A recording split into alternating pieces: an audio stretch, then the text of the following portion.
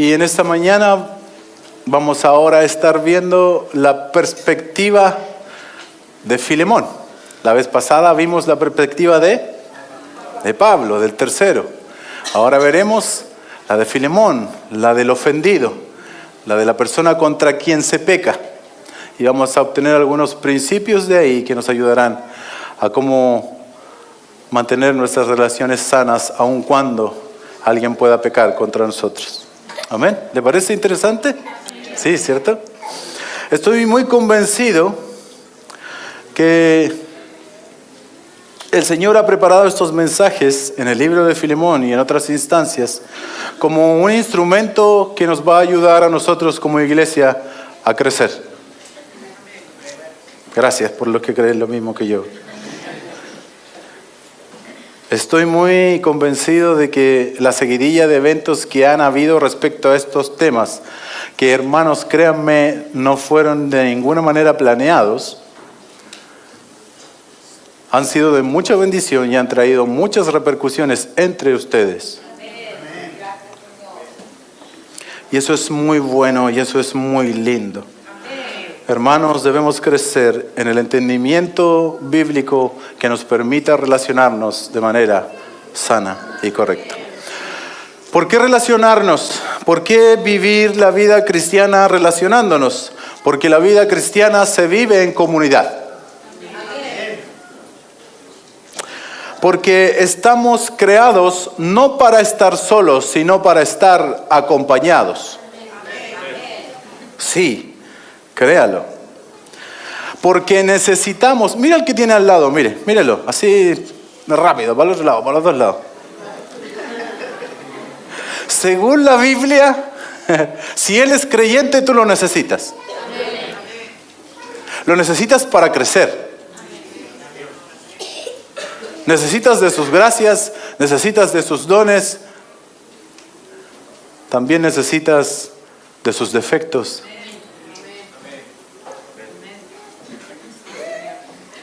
Sí. Si no, pregúntale a su esposo o a su esposa. A ver, ¿qué le va a responder? Nos necesitamos. Y esto es algo sumamente importante que lo entendamos porque fue Dios mismo el que quiso relacionarse con nosotros. Él quiere tener comunión con los suyos y quiere que los suyos también tengan comunión entre ellos. No desunión, comunión. Él quiere reconciliarse, Él quiere tener relación y quiere que los suyos también lo tengan. Y es más, Él quitó todos los estorbos, las trabas, las murallas, el pecado, cambió nuestro duro corazón de piedra, nuestra carne, derribó todos los obstáculos habidos y por haber para reconciliarse con nosotros por medio de su Hijo Jesucristo. Hizo todo lo que estaba a su alcance para reconciliarse con nosotros. Y quiere que los suyos se relacionen entre ellos. No me baje los amenes ahí en esta parte. Hermanos, Dios vivía en esta realidad, mire. En una realidad en que Él no necesitaba a nadie. Él no necesitaba a nadie para seguir siendo el Dios feliz que es. Amén.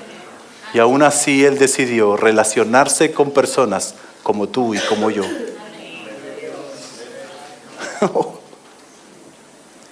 No digo wow porque muchos se ríen de eso. Ya. Él decidió compartir sus bondades con nosotros. Él decidió darse a conocer. Él se dejó encontrar por nosotros. ¡Qué privilegio más grande! Piensa esto, por favor. Dios decidió darse en relación tanto con nosotros, una relación tan íntima con nosotros que nos hizo su familia. Amén.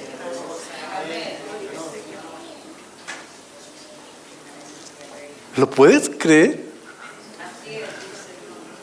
El deseo de Dios es tan grande por relacionarse que Él los hizo su familia, la familia de Dios. Somos ahora sus hijos. sus hijos, todos aquellos que creen en su Hijo. Somos parte de la familia de Dios y también somos una familia entre nosotros, por si acaso.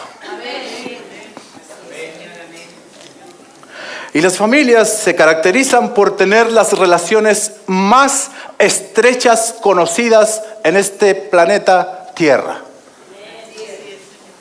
La relación existente más estrecha, más íntima, más potente es la de la familia. Ya no son dos, son uno. ¿Quién puede hacer eso en una relación sino Dios? Y darle significado y la importancia que tiene a la relación. Que tanto así que Dios ve la familia como dos personas, ya son uno. ¿Quién entiende eso?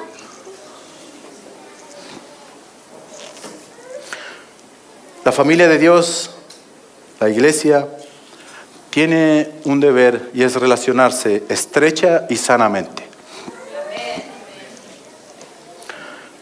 Todas las familias pasamos por momentos alegres. Cuando nacen los hijos, cuando hay algún evento importante, alguna licenciatura, un cumpleaños, una cena. También las familias tienen momentos difíciles. Hay pérdidas, hay conflictos, hay problemas. Y si la iglesia es nuestra familia, y si en la iglesia nos vamos a relacionar, es muy probable que en esta relación nuestra carne se resienta y tendremos algún tipo de conflicto con otra persona.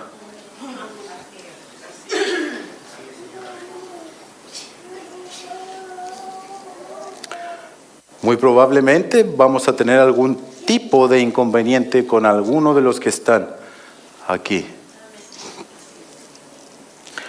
Hay muchas razones. La principal es porque somos pecadores.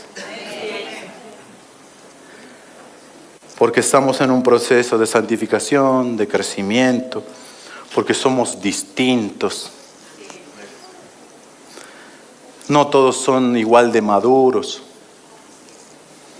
Entonces, no hay duda de que en algún momento, en alguna medida, escuchen, pecaremos contra algún hermano. Sí, créalo.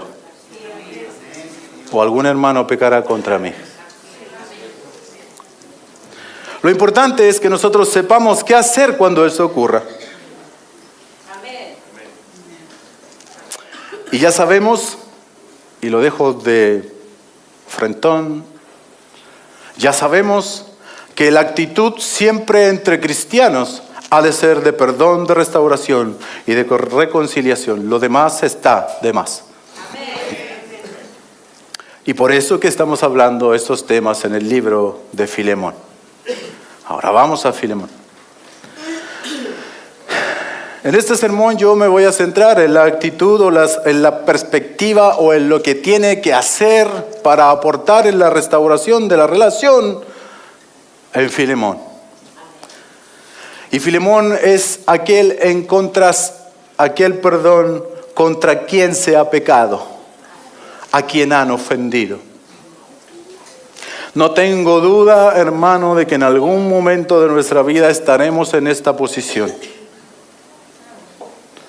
Y si no ha estado en esta posición, prepárese porque vendrá.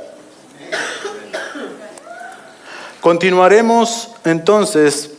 Primero vimos la semana pasada la perspectiva del tercero, la del santo tercero que les decía yo. Y hoy veremos la de contra quien se ha pecado o contra quien recibe la ofensa. Lo estoy poniendo intencionalmente en este orden. Primero el tercero, luego el que recibe la ofensa. Porque creo que ese es el orden de prioridad dentro del conflicto de las personas. Y lo digo como un adelanto. La persona más importante dentro del conflicto es el pecador. Porque es a él a quien hay que rescatar. Es a él a quien hay que ayudar. Es a él hay que tratar de convencerlo para que vuelva a su Señor. Si estábamos pensando que el importante era el ofendido en una relación, te tengo una noticia. El ofendido tiene una gran tarea. La principal tarea es traer al ofensor a los pies del Señor.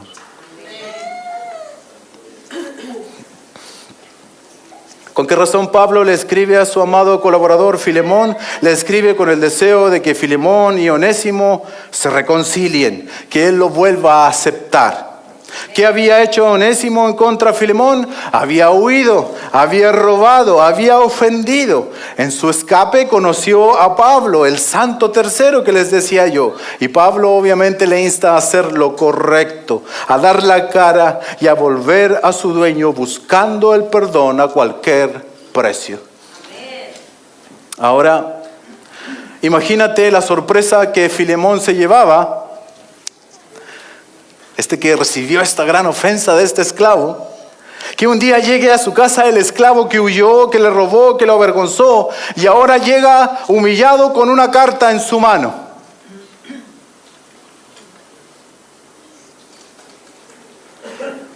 Donde en medio de la sorpresa de todo este suceso, la carta más encima dice: soy Pablo, recuérdame, soy tu amigo. Gracias a mí tú eres lo que eres, recíbelo como si fuera yo. Amén. Que tu fe sea eficaz y estoy seguro de que harás esto y mucho más. Adiós, Filemón. Prepárame una cama porque voy, parece, más adelante. Eso es en resumen lo que Pablo le dice a Filemón en este problema.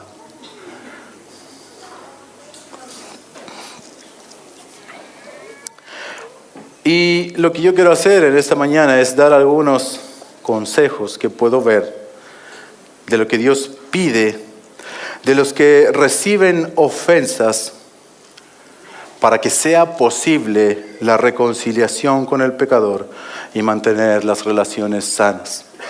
Yo creo que de alguna manera podamos responder: ¿qué hago si alguien me ofende? ¿Qué hago si alguien peca contra mí? En primer lugar, hagamos lo correcto.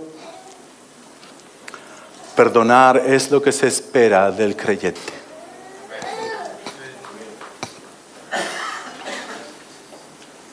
¿No? Hermanos, perdonar es lo que se espera del creyente.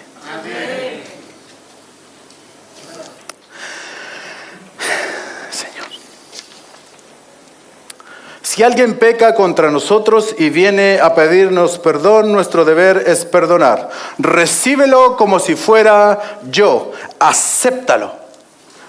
Le dice Pablo a Filemón. Es más, le escribe en el verso 21, te escribo confiado en tu obediencia. ¿Obediencia a qué? A que lo va a recibir, a que lo va a perdonar, a que lo va a tratar incluso ahora no tanto como un esclavo, sino como su hermano útil. Pablo le pide a Filemón que haga lo que corresponde. El texto de la NBI dice en los primeros versos del 1 al 7, ya terminando en el 7, que el compañerismo que brota de tu fe sea eficaz para la causa de Cristo. Por tanto, recíbelo. Tú, Filemón, que te caracterizas por reconfortar a los hermanos, se oye de ti, y yo doy gracias al Señor por ti en mis oraciones, porque se conoce de ti, de tu amor, y que eres especialista en reconfortar a los hermanos. Te pido por favor que me reconfortes a mí, recíbelo y acéptalo.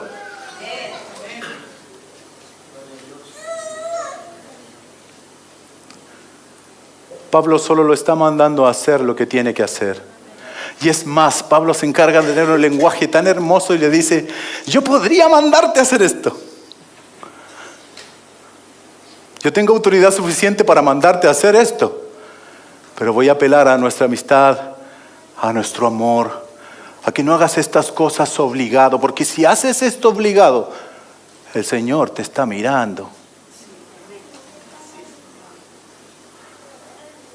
Pero estoy convencido, dice Pablo en el verso 20, de que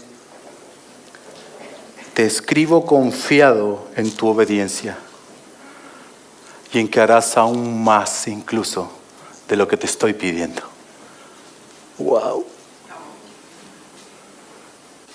Eso se espera del ofendido.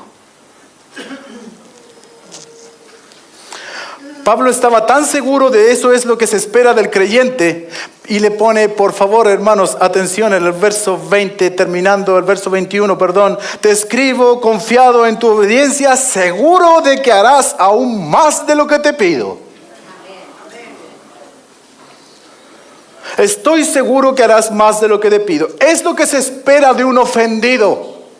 No que se compadezca de su ofensa, sino que actúe de acuerdo a su estampa.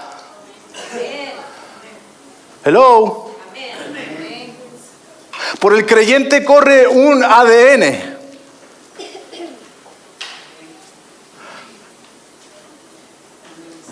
Que no cambia cuando es ofendido.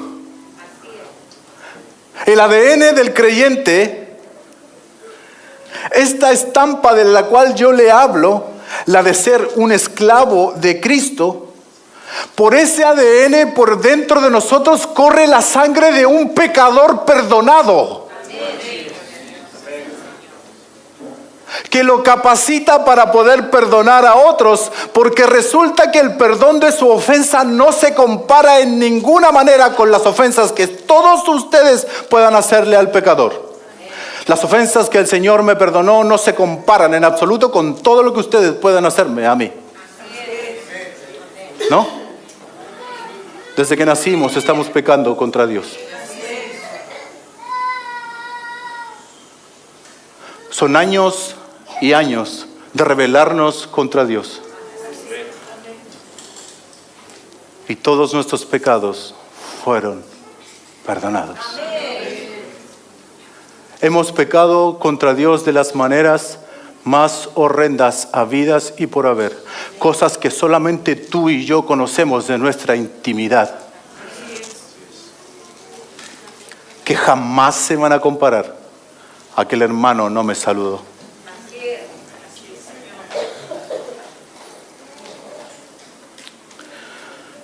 En el ADN del creyente corre la sangre de un pecador perdonado y que además constantemente vuelve donde su dueño y todos los días va y le pide perdón. Si alguien peca contra ti y no viene a pedirte perdón, entonces recuerda lo que dice Mateo 18.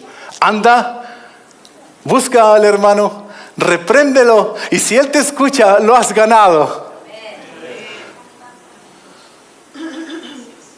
Has ganado a tu hermano.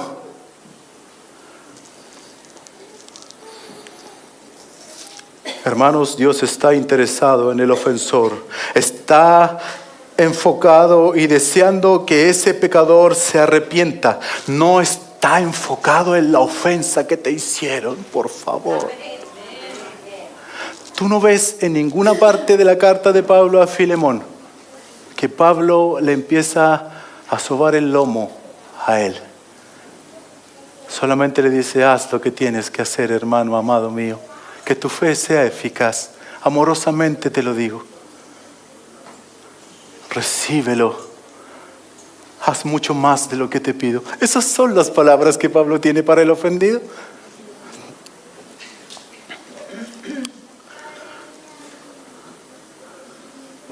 Hermanos, además de ser lo correcto y ser lo que se espera del creyente, el perdonar trae reconforta. Reconforta tanto al que perdona como a los que lo rodean. Lo decíamos la semana pasada. Esto de la reconciliación es tan poderoso, hermanos, que trae aliento, trae refrigerio. Pablo le decía, por favor, yo estoy preso, necesito una alegría, recibe a tu hermano.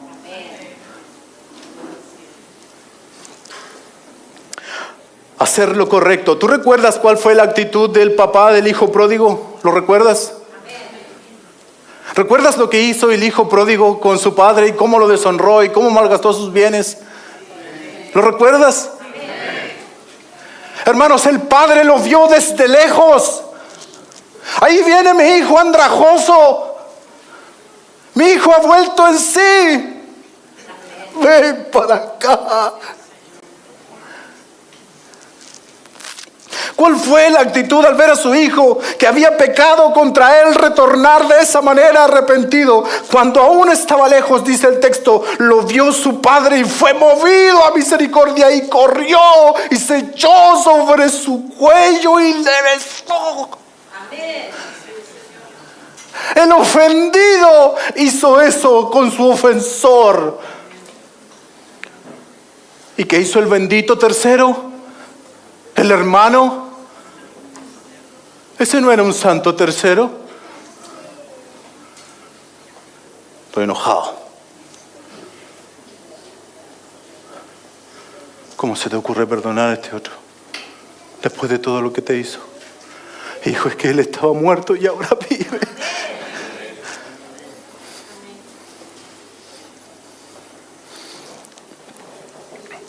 Hermanos, hagamos lo correcto. Y en el tenor de esta carta de perdón, haz lo correcto. Yo te ruego que por favor, si alguien peca contra ti, no atesores la ofensa, no la acaricies y que la ofensa no te consuma. No la acaricies, no la tengas como un cachorrito. Ay, me ofendieron, esto que me gusta a mí aquí. El tenor de la carta de Pablo no le da lugar a la queja ni a la victimización. No nos compadezcamos nosotros mismos cuando alguien peca contra nosotros. No encendamos el interruptor de las emociones cuando nos ofendan. Eso solamente va a cerrar las puertas de la reconciliación. Amén. Sí, amén. Apaguemos las emociones, pensemos con claridad. ¿Qué tengo que hacer si alguien peca contra mí? La respuesta automática es procurar la reconciliación, la restauración, que mi fe sea eficaz y debo rescatar al pecador.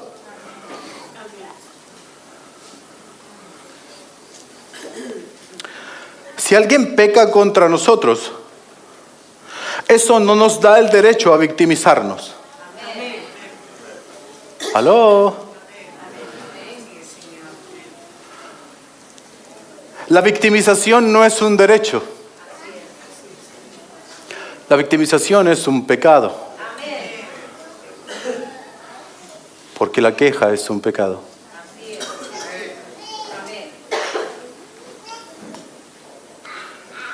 Eso solo atraerá a terceros que no te llevarán por el camino correcto y le pondrán más leña al fuego de tu victimización. Sacudámonos rápidamente las ofensas, apaguemos el interruptor de la hipersensibilidad, que es enemiga de pensar con claridad y correctamente, y pidámosle a Dios que nos ayude a cultivar el dominio propio que necesitamos para saber lidiar de buena manera con las ofensas. Amén.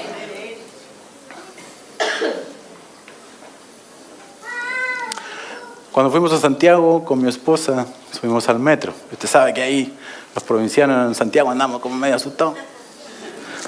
Y como, medio exaltado. Y yo como sureño me subí con mi mochila, grande para atrás. Me subo y un viejito atrás me dice, cuidado con la mochila, hombre. Y empezaron a pasar cosas dentro de mí. Primero lo miro, para abajo así.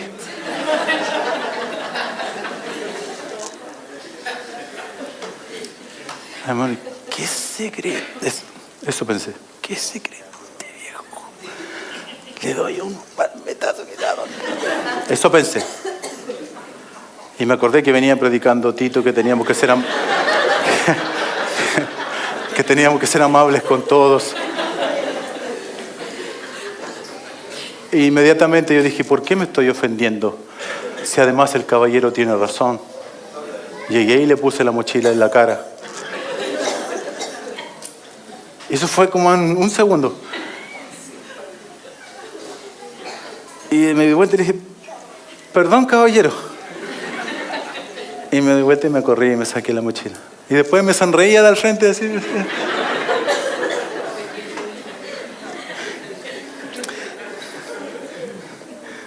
Pidamos al Señor que nos ayude a cultivar el dominio propio y saber lidiar de buena manera con las ofensas.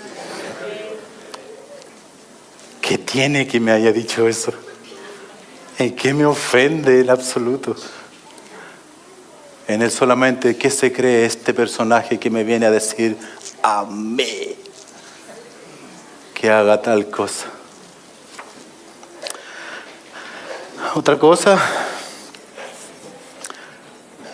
hermanos, que nos va a ayudar para esto es ser difíciles de ofender. Yo le ruego de todo corazón, sea difícil de ofender. Suba los niveles a lo que más pueda de lo que a usted le ofende.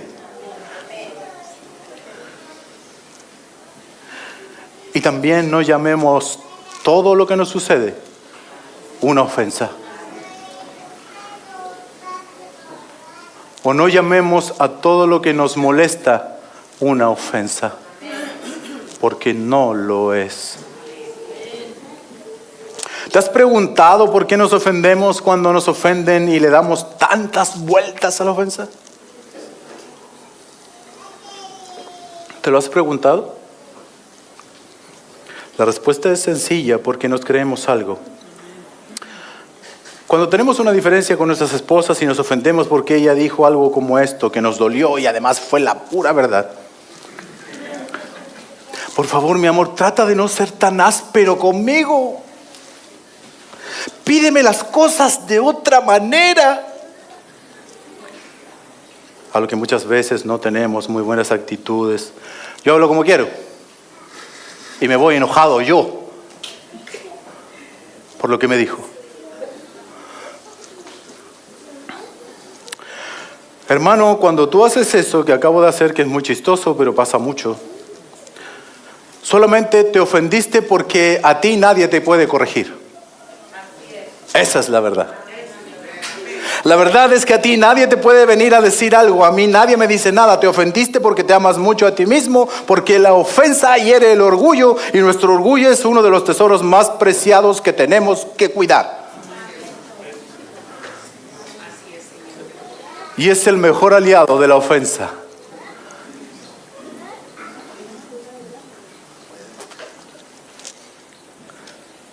Y mostrarte ofendido, ojo, mire, mostrarte ofendido es la respuesta al orgullo herido. Mostrarte ofendido es la respuesta al orgullo herido. Y es ahí donde comenzamos nuevamente nuestra búsqueda de terceros que nos puedan seguir alimentando el dolor. Pero ya sabemos cómo debería ser un tercero y qué debería decirnos un tercero en el caso de buscar. Si buscamos un tercero, esperemos que nos diga, vaya a hablar con el hermano. Hermano, quiero contarte algo. Vaya a hablar con el hermano.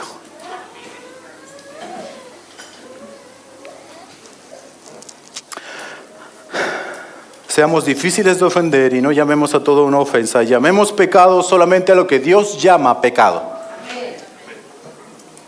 No inventemos nuestras propias leyes para ofendernos. No inventemos la ley de enojarnos con el pastor porque nos dolió lo que predicó. Si una palabra sale de aquí y usted se enoja por eso, hermano, y si es lo que es, la Biblia dice, por favor, no se enoje conmigo. No invente las leyes de enojarme porque no me invitó al cumpleaños. Juanita no me invitó a su cumpleaños. Yo la invité el año pasado y no me invitó a su cumpleaños. Enojado. ¿Dónde sale eso? Son leyes que nosotros nos inventamos para echarle fuego a nuestro orgullo.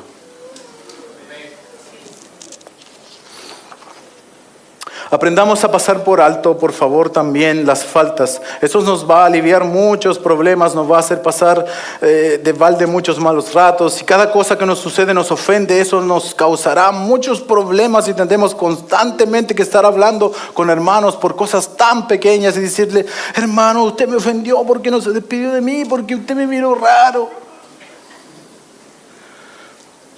Hermano, no todo es un pecado contra nosotros, no todo es una ofensa, y por favor seamos difíciles de ofender.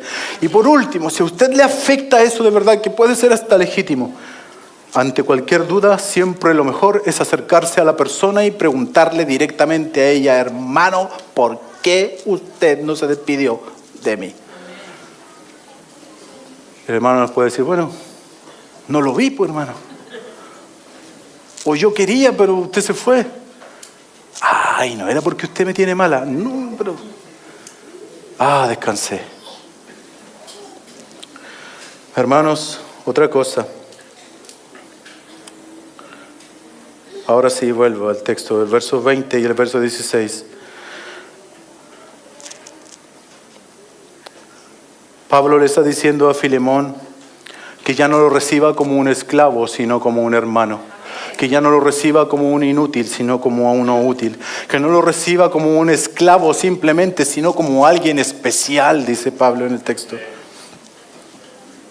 El verso 20 dice...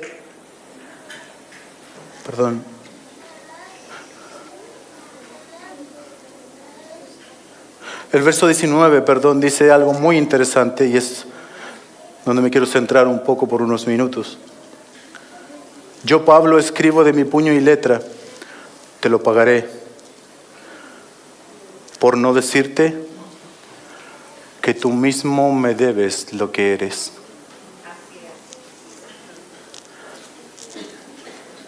Hermanos, cuando tengamos algún conflicto, recordemos quiénes éramos.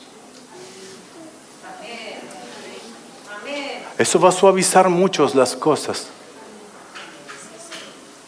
Con el solo hecho de recordar que tú también eres un pecador, el asunto ya empieza a andar por aguas menos turbulentas.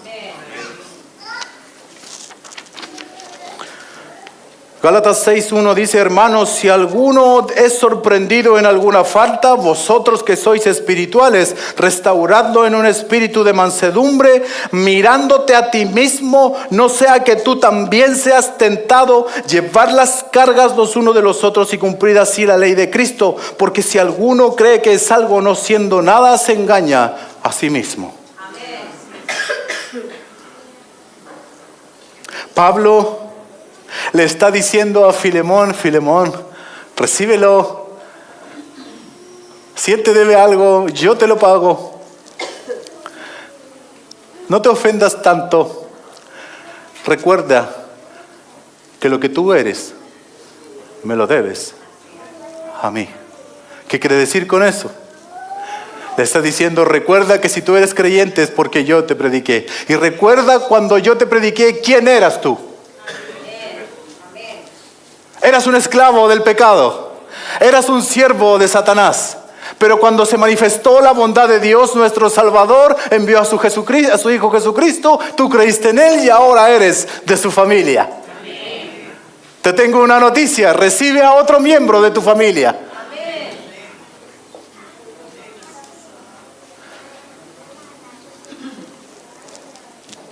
Pablo en sus palabras pone en una gran estima a Onésimo, mi hijo útil, mi propio corazón, y de alguna manera quería llevar a Filemón a pensar que el alma es eterna del pecador y él debe fijarse en eso y no olvidarse rápidamente que nosotros también éramos pecadores, como para no perdonar a algún hermano. Nuestro deber como ofendidos es rápidamente recapacitar y procurar llevar al ofensor al arrepentimiento. Si ese ofensor es creyente, entonces es tu hermano. Y tu hermano no es tu enemigo, es alguien por el cual debemos velar. Hermanos, nuestros hermanos no son nuestros enemigos. Procura dentro de lo posible, aun cuando estés con la ofensa viva, poder llevarlo al Salvador y salvarlo a Él de su propio pecado y que no dañe más.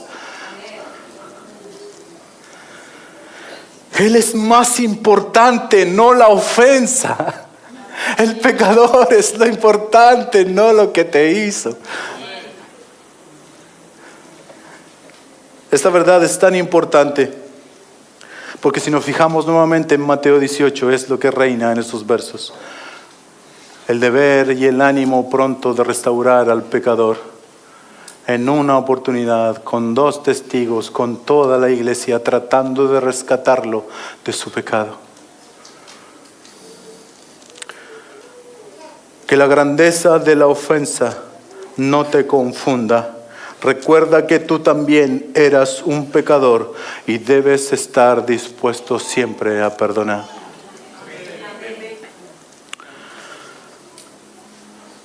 Quiero volver a tocar este tema desde otra perspectiva, pero debemos tener una perspectiva correcta de la situación.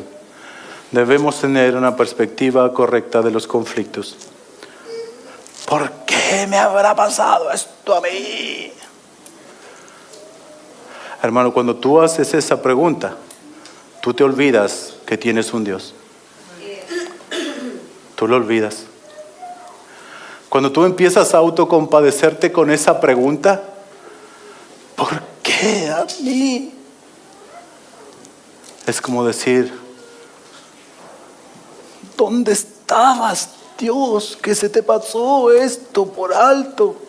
Y el Señor de arriba te dice, a mí no se me ha pasado nada. Ten una perspectiva correcta de las cosas. Nunca saques a Dios del plano de las cosas que te suceden, porque Él está más involucrado que tú en tu propia vida. Ten una perspectiva correcta de la ofensa y mira la forma que se puede transformar en un medio de gracia para tu vida y para los demás. Cuando aprendamos a mirar las dificultades y conflictos con la perspectiva correcta, muchas cosas de nuestra vida van a mejorar. La perspectiva de que mi vida y lo que me sucede son el centro del universo está errada, porque mi vida no es el centro del universo, sino que mi vida es un medio en el cual Dios usa para glorificar su nombre y completar sus propósitos. ¿Me oyó? Tu vida no es el centro del universo. Tu vida es solamente un instrumento que Dios usa para glorificar su nombre y llevar a cabo sus propósitos. Nos guste o no, nos duela o no.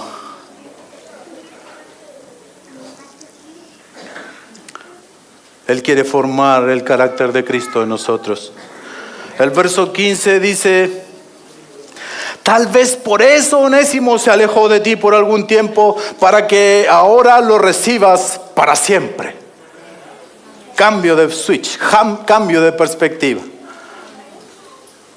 No pongas tu vista en la plata que te robó ni en la vergüenza que te causó, sino en que ahora Él es tu hermano. Tú no sabes si el pecado que cometió contra ti, Dios lo usará para abrirle los ojos al pecador y llamarlo al arrepentimiento. ¿Aló? Escucha lo que estoy diciendo. Tú no sabes si el pecado que cometieron contra ti, donde tú eres un principal protagonista, si haces lo que la Biblia dice que tiene que hacer alguien, puede ser el instrumento de usarte para que ese hermano salga del error en el que está. Oh. Te voy a dar un ejemplo. José y sus hermanos. ¿Lo recuerdas? Recuerda lo que sucedió con ellos. José, sus hermanos llenos de envidia porque él era el preferido del papá. Luego descubren que cuando José se va a Egipto y ya es un grande en Egipto, descubren quién era José, se entristecieron porque recordaron todos los pecados que habían cometido contra él. Primero quisieron matarlo por celos, quisieron venderlo, le mintieron a su padre Jacob, haciéndole creer que un animal salvaje lo había atacado, lo que significó el dolor durante años de su padre y las penurias en un principio de José en Egipto.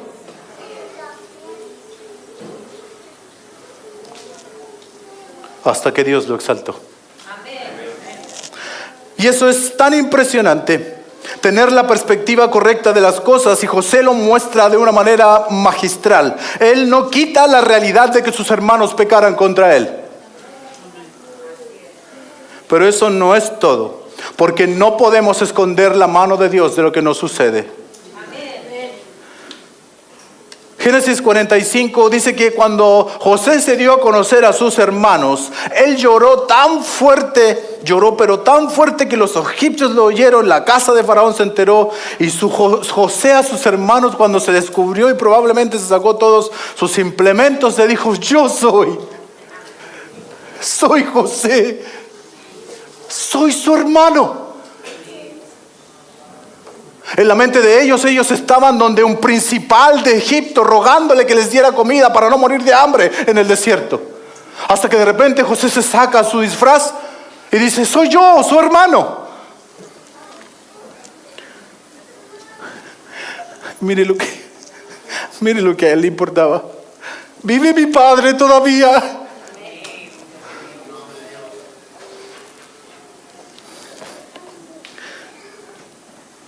Y ellos se acercaron y él le dijo: yo soy vuestro hermano José, a quien vosotros vendiste a Egipto. Ahora pues no os entristezcáis, ni os pese por haberme vendido aquí, pues para preservar vidas, escucha bien, Dios me envió delante de vosotros. No os pese haberme vendido, solamente fue que Dios me envió antes que ustedes, para que ustedes no mueran de hambre en el desierto.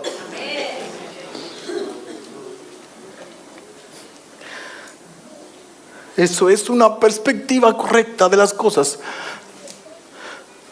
Porque en estos 2 años ha habido hambre, dijo José, en la tierra, y todavía quedan otros 5 años, de los cuales no habrá ni siembra ni siega. Y Dios me envió delante de vosotros para preservaros un remanente en la tierra. Finaliza con estas palabras que hay que marcarlas en algún lugar. Ahora pues, no fuisteis vosotros los que me enviasteis aquí, sino Dios. Amén.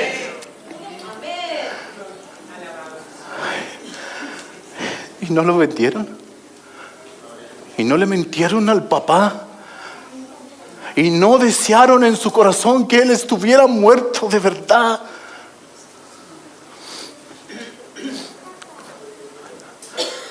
Eso es un lado de la historia.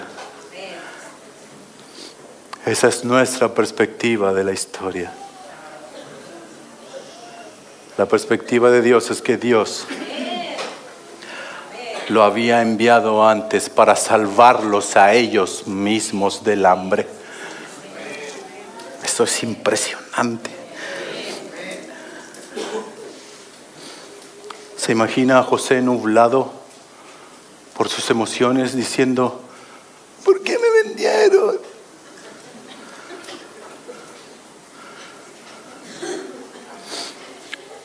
¿Tú no ves eso? Ese pecado en tu contra o puede rescatar a tu hermano o puede mostrarte algún síntoma de tu vida en el cual necesitas intervención divina. Míralo así, por favor. Ten una perspectiva correcta de la situación. Otra cosa. Si te ofenden, decide seguir relacionándote.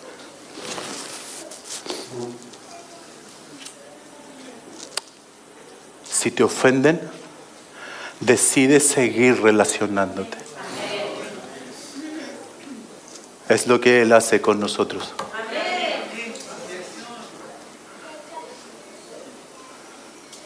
Él hace eso con nosotros. ¿Por qué relacionarnos si sabemos que sí o sí vendrán problemas? ¿Por qué relacionarnos si sabemos que el pastor es bien fregado, que Omar es fregado, que Yaguir es fregado, que Diego es fregado, que José es fregado?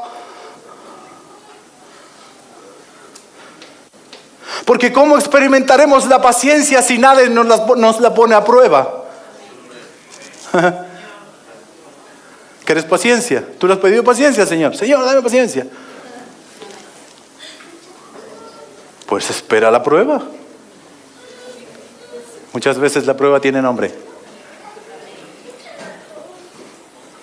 Y vive en la misma casa que tú. O se congrega en la misma iglesia que tú. Pero si pides paciencia, entonces espera las pruebas. Decide seguir relacionándote. ¿Por qué, hermanos? ¿Cómo seremos misericordiosos y compasivos si nadie nos ofende? ¿Cómo perdonaré si nadie me ofende? ¿Cómo voy a experimentar realmente qué es lo que es perdonar si nadie me ofende, si nadie peca contra mí?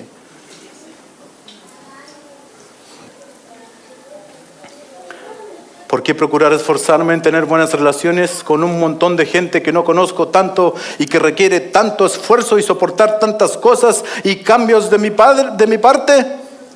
Lo más tentador ante una ofensa es la desilusión. Y, hermanos, no nos desilusionemos de pecadores. Somos pecadores. Lo más probable es que ya usted se haya desilusionado de mí si es que me conoce más de un año.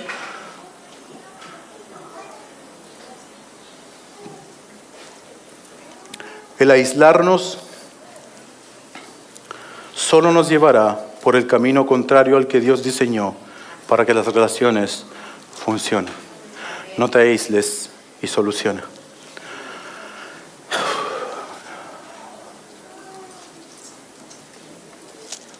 Llego a la última parte, que está centrada en el verso 21, y le pido paciencia, y ya sé que van los 45 minutos que hacemos siempre, pero le dije que tenía una hoja más. El verso 21 dice: te escribo confiado en tu obediencia, seguro de que harás aún más de lo que te pido. Si alguien me puede...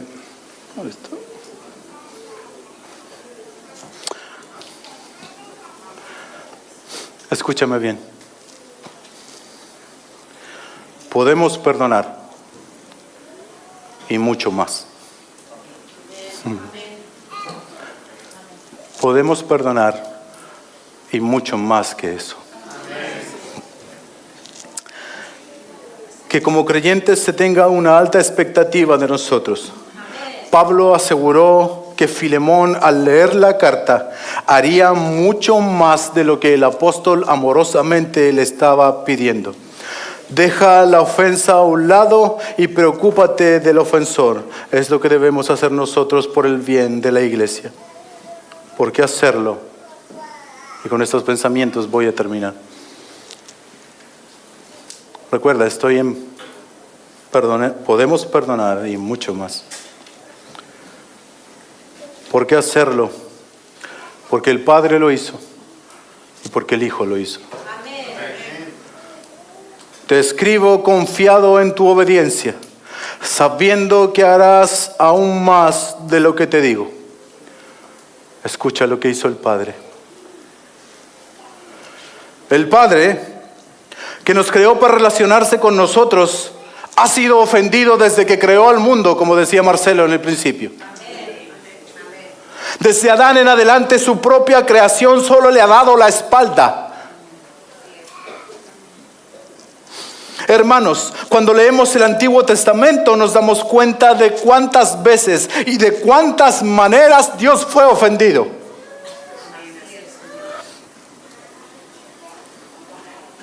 Cuántas veces fue desobedecido. Su pueblo, su tesoro, fue advertido por él mismo en innumerables maneras a que no lo cambiaran por otros dioses, y cada vez que podían su pueblo le volvía a dar la espalda en pos de dioses de yeso, de madera y de metal.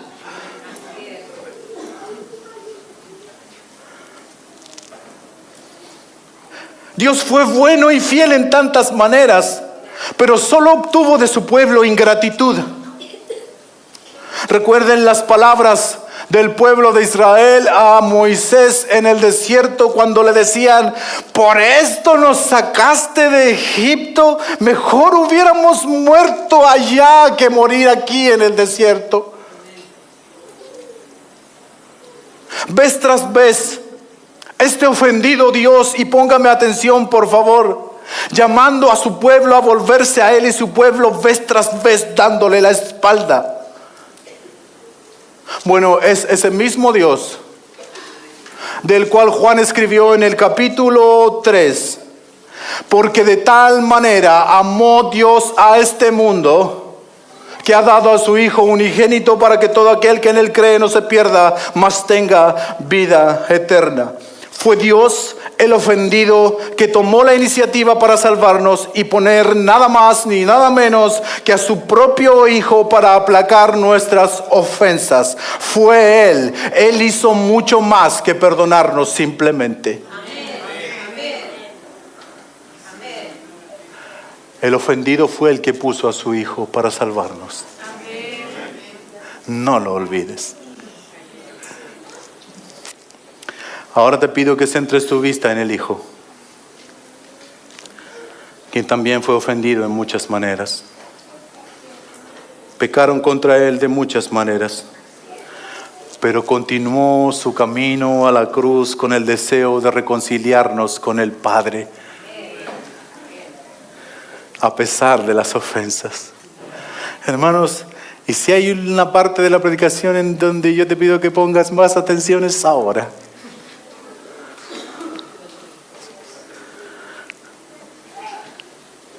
Te voy a pedir que mires todos los pecados que se cometieron contra Él. Y no hay duda que voy a quedar corto. Trataré de hacer un camino hacia la cruz. Uno de los suyos, uno de los más cercanos a los suyos, de los 12, llamado Judas Iscariote, fue a los principales y les dijo: ¿qué estáis vosotros dispuestos a darme para que lo entregue? Y ellos le dijeron: tenemos 30 piezas de plata. Y desde entonces buscaba él la oportunidad para entregarle. El hombre más valioso que ha existido fue vendido por uno de sus más cercanos por 30 piezas de plata. Qué humillación más grande, qué ofensa más grande, qué traición más grande para el Hijo de Dios, vendido por 30 piezas de plata. Cuando estaban todos reunidos con él, dijo él de su propia boca y de su propio corazón: uno de vosotros me entregará. Además les dijo a sus discípulos: vosotros, todos los que estáis conmigo, me abandonaréis. Entonces Pedro, rápidamente respondiendo, dijo: aunque todos se aparten de ti, yo no lo haré, Señor. Yo nunca me apartaré de ti. Jesús le dijo: en verdad te digo que el gallo, antes que cante 3 veces, tú me negarás 3 veces. Perdón, antes que el gallo cante, tú me negarás 3 veces.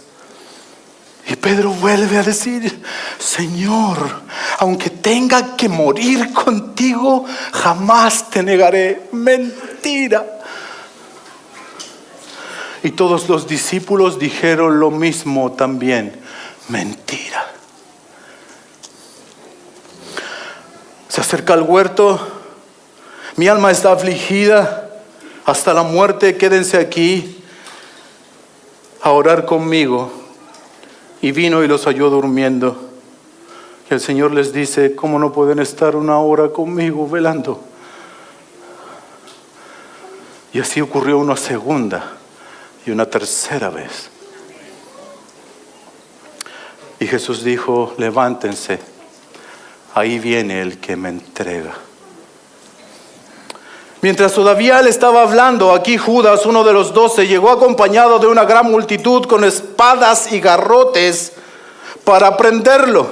Y enseguida se acercó a Jesús y dijo: salve, Rabí. Y se acercó y le besó. Y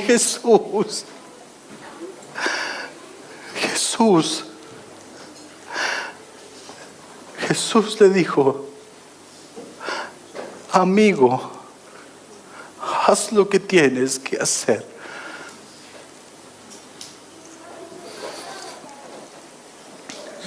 Escucha. Entonces todos los discípulos le abandonaron y huyeron. Ofensa tras ofensa, pecado tras pecado. El sumo sacerdote le dijo: te conjuro por el Dios viviente que nos digas si tú eres el Cristo, el Hijo de Dios. Jesús le dijo: tú mismo lo has dicho. Entonces el sumo sacerdote rasgó sus vestiduras y dijo: esto del Hijo de Dios ha blasfemado. Es reo de muerte.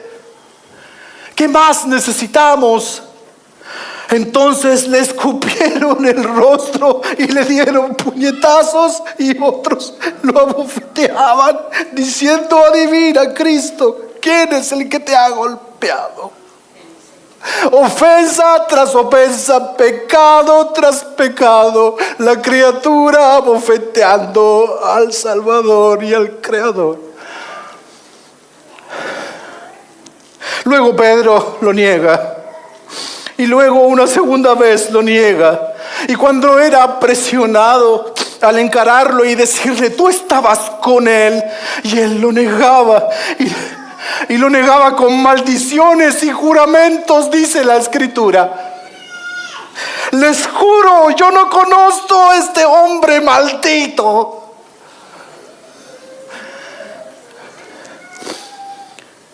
Y al instante un gallo cantó. Pecado tras pecado, ofensa tras ofensa. Luego el Salvador estuvo frente a Pilato y lo recibió en lo que creo que es una de las más grandes y grotescas ofensas contra el Salvador. ¿A quién queréis que os suelte? ¿A Barrabás o a Cristo? Los principales sacerdotes y los ancianos persuadieron a la multitud que dijeran: a Barrabás, a Barrabás. Y Pilato decía: pero ¿cómo, si él no ha hecho nada? ¿Qué hago con él? Crucifíquenle, crucifíquenle. Qué mal ha hecho este hombre. Pero ellos gritaban aún más fuerte: crucifíquenle, crucifíquenle.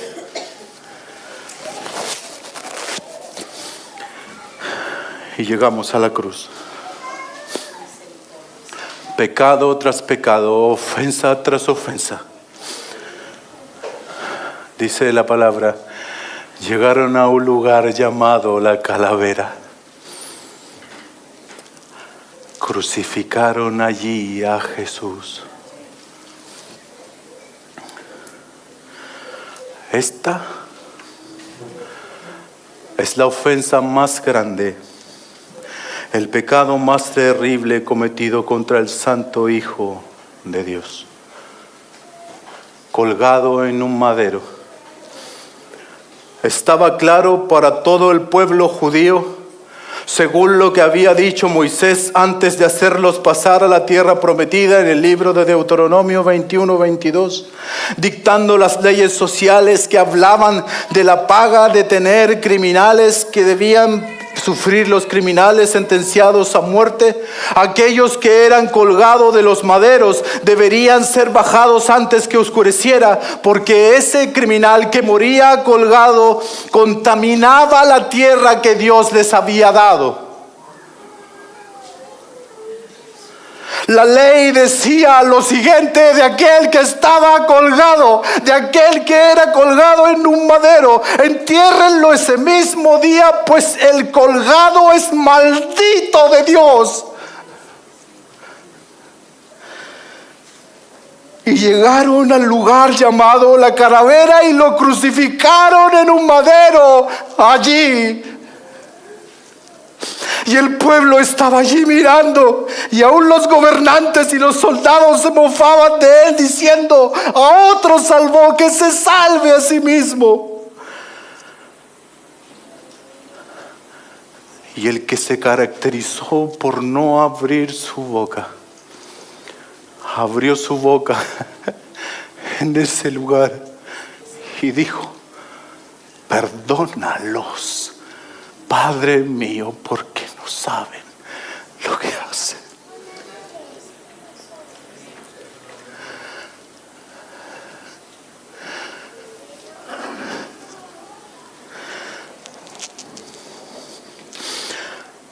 Con todo esto, Jesús gritó desde el madero: Padre, perdónalos. Nuestro amado Jesús, luego de haberlo crucificado y humillado de la manera que lo hicieron, abrió su boca para seguir siendo el reconciliador que era, a pesar de todos los pecados y las ofensas contra él cometidas. Impresionante la actitud del ofendido, con el corazón puesto en la reconciliación del Padre con el Padre. Gloria a Dios por su Hijo Jesús. Hermanos, y si tú y yo decimos ser de los suyos, no tenemos alternativa de no tener esta misma actitud que Él tuvo. Una actitud restauradora y reconciliadora. Recuerda lo que el Hijo hizo. En el momento más ofensivo, clamó al Padre para el perdón de los pecados de los pecadores. Cristo perdonó e hizo mucho más que eso. Creámosle al diseño de Dios. Si seguimos sus principios, entonces podemos tener buenas relaciones. Oremos. Señor, gracias te damos por tu palabra. Te pedimos que no caiga vacía en nuestras vidas. Aliéntanos, anímanos. Te lo pido, Señor amado, que podamos de alguna manera acercarnos un poco a lo que tú eres y podamos tener esta actitud constante en nuestras vidas. La reconciliación es lo que tú deseas.